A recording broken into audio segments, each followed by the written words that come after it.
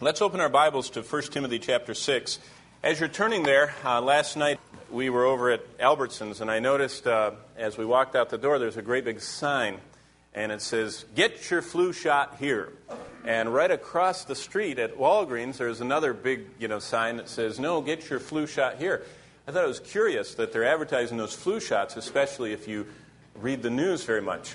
One of my hobbies is I like to study global trends. We Americans are so fixated on America that a lot of times we don't even know the events that the whole world is thinking about. We kind of think about our own events and hope everybody else thinks about them, but the world, I'm talking about all the rest, the other 96 or 94% of the world, they think about usually other things than we do. And what the world's thinking about right now is what is in their newspapers. In fact, most of the world's major newspapers last week carried articles about what is being called the super flu. And, I think it's amazing that at least we're thinking about it because we're giving out flu shots. But let me just read to you what the London headlines were. It says, "Overdue attack." And they're not talking about Iraq, by the way. It says, "Health experts have been looking at the genetic structure of the virus which caused the great pandemic of 1918, as well as the serious outbreak of Hong Kong flu in 1997 to help doctors combat the outbreak. There were 3 flu pandemics in the last century, 1918, 1957, and 1968. In 57 and 68, the outbreaks were less severe than the Spanish flu. That was what hit in 1918. They still accounted for 40 million deaths. Did you realize that in 1957 and 1968, 1% of the world's population died of the flu in those years? Now, that doesn't mean anything to us unless we think about what 1% of America's population is, and that's almost 3 million people. That's the population of Oklahoma dying of the flu.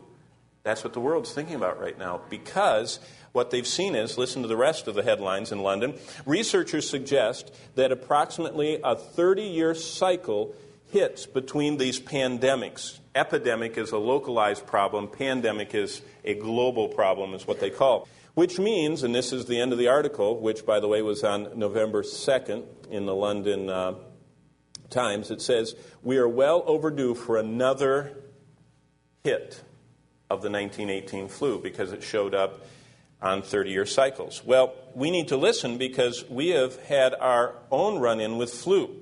And I want to read to you what, by the way, PBS has picked this up, and this is what PBS says. "In the spring of 1918, as America mobilized for war, Private Albert Gitchell reported to the Army Hospital in Kansas. I believe that borders on Oklahoma, so it's close to home. He was diagnosed with the flu, a disease doctors knew little about.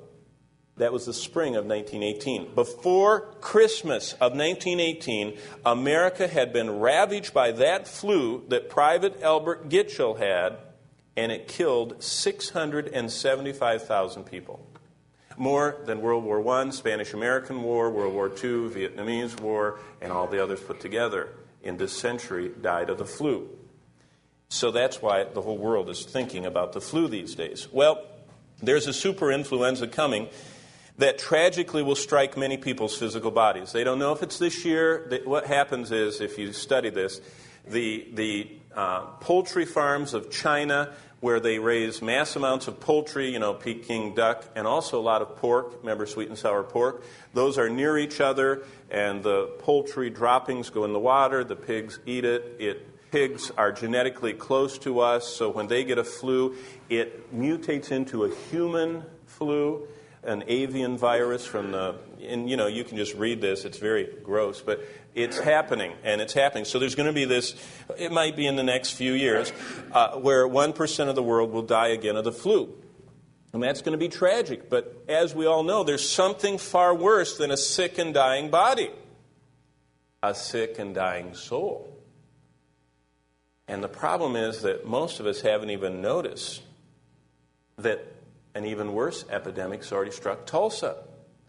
It's not influenza, it's what the world, not the church, but the world is calling affluenza. Now, you say, that sounds funny. Well, to catch the difference, I think if we closely look at 1 Timothy chapter 6. This is Paul's last chapter in his first little letter to Timothy. He was warning of this epidemic back then, because worse than a dying body, remember, to depart is far better. The Lord says your body's a tent, and you're going to have to fold it up someday anyway, and you need to be ready for that and looking forward to that day when you get to permanent housing. Worse than a dying body, which for a Christian is a blessing, is a sick and dying soul.